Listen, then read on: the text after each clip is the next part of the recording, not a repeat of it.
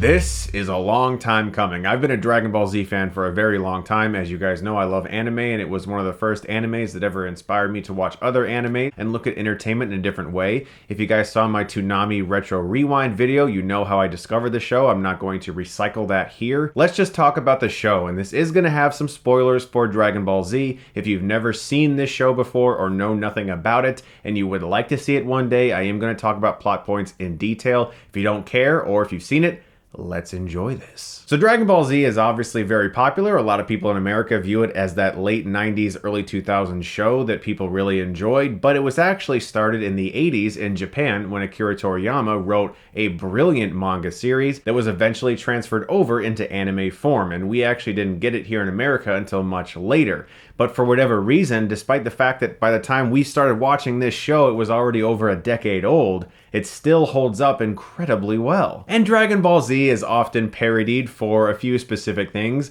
namely a lot of powering up,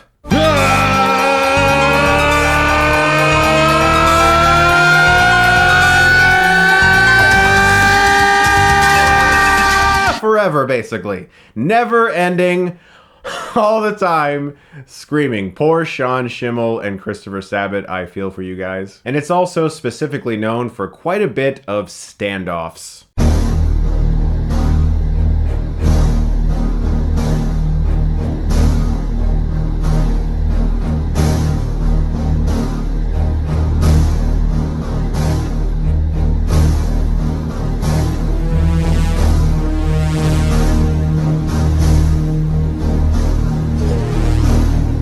And of course, every character getting their ass kicked against some supervillain waiting for Goku to show up. I'm aware of all the Dragon Ball cliches, and I simply don't care. Every show that's successful, that's long running, has a formula of some kind. Right now, I'm watching Buffy the Vampire Slayer for the first time. I've never seen it. That show has a formula, and it's successful. Buffy will fight a few vampires in the first few minutes, then there'll be some comedy between Xander and Willow and Giles, and then eventually there'll be a big showdown at the end. All major shows that are successful follow a similar formula. One of my favorite shows of all time, The X-Files, generally opens with Mulder and Scully looking at a slideshow presentation of some kind, some investigation they're going to go to. Mulder says some funny things, Scully says some skeptical things, and then they go out on their investigation. And right before the serious paranormal stuff happens, Scully, for some reason, disappears and Mulder's the only one who sees it. And Dragon Ball Z is also very similar in that way. We have sagas in which Goku is trying to train to become stronger to eventually surmount some villain, and in between, other people are going to try to fight this villain as well until Goku finally shows up and hopefully does something, and that's Dragon Ball Z in a whole. What really makes any TV show great? The story and the characters. If the plotting is fresh and exciting, and you actually care about the people involved with it, then you can watch them do just about anything. Except maybe shrink down to small size and fight monsters inside of Majin Buu's stomach.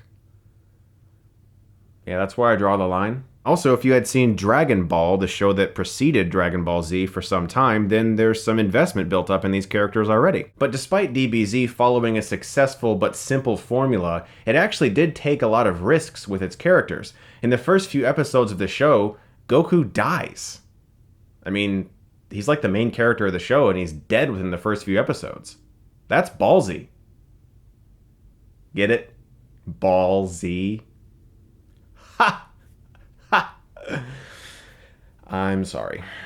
For me personally, the show's best characters were usually the villains that had a change of heart along the way, like Piccolo or Vegeta. There's a lot of depth and emotional background to both of these characters. Piccolo always having a confrontation with Goku, and then eventually learning how to be a different person through training Gohan while Goku was dead. And that emotional connection between Piccolo and Gohan has always been one of my favorite aspects of the entire show, because you see a character that starts off as essentially a demon and eventually learns to find the humanity inside of him. And in regards to Vegeta, he's my favorite character in this entire show. It's really hard to pick one because I love Goku, I love Gohan, I love Tien, I love Krillin, I love Piccolo, I love Trunks. There's so many amazing characters.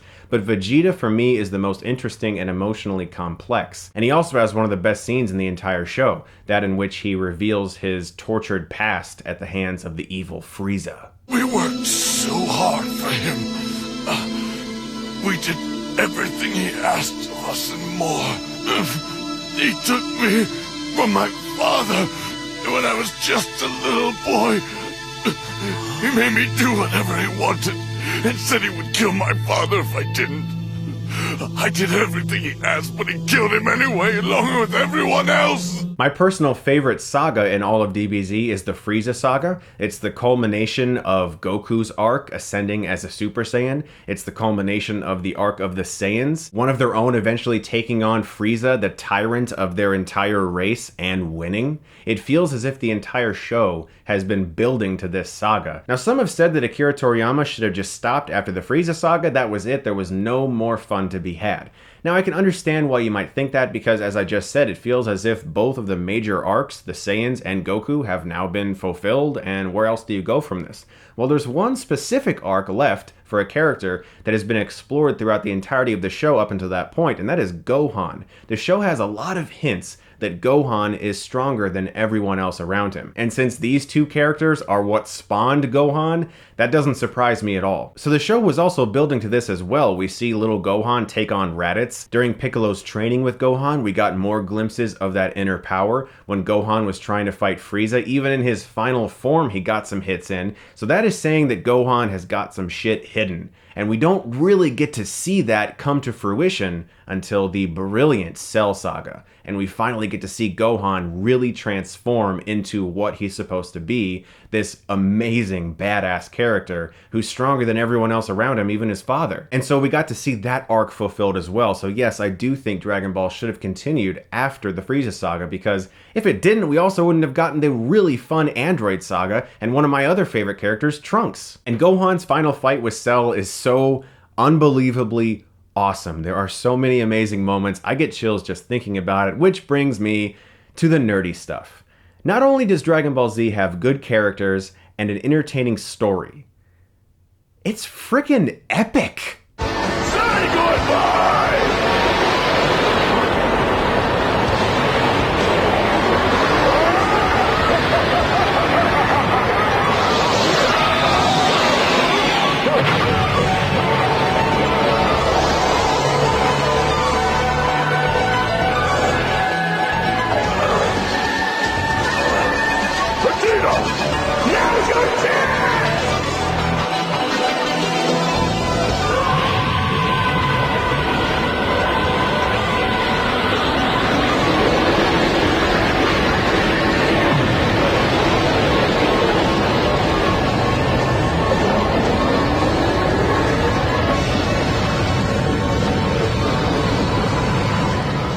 My humble opinion, Dragon Ball Z is the best action anime ever made, hands down. I really don't think there's much competition.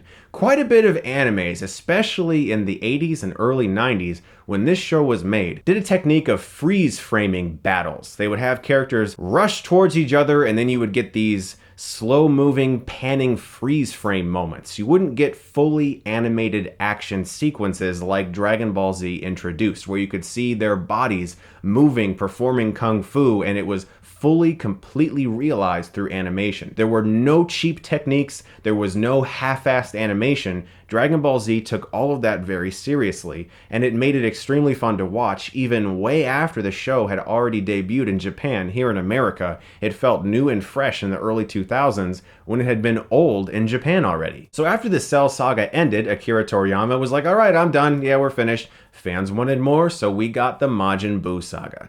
And this is where things get a little iffy for Dragon Ball Z for myself personally. I like the first half of the Buu stuff. The Great Saiyaman stuff, Gohan meeting Videl, and Goku and Vegeta fighting when Vegeta becomes Majin Vegeta. I like all of that stuff.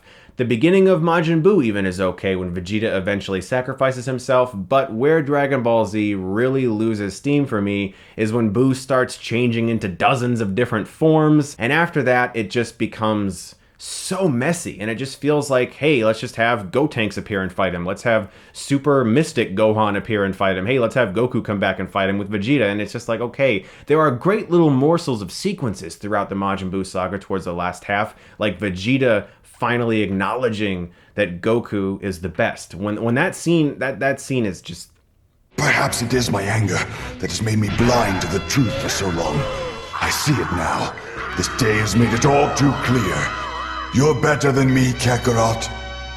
You are the best. It's one of those things where you're like, I just watched so many hours of this show, and seeing this happen is just, it's like,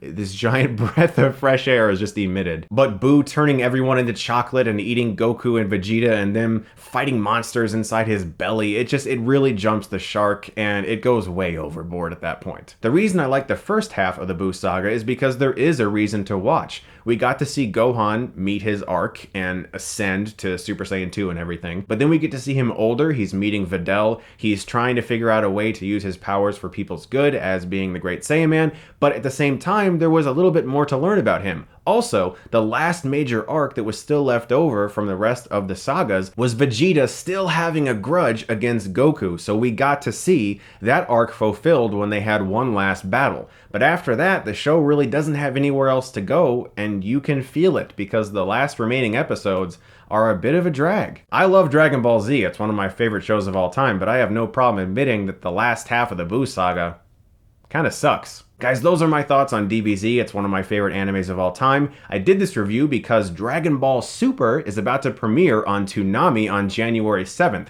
and I can't wait to start watching it. I've been waiting because I prefer the dub. I like my Goku voiced by a man.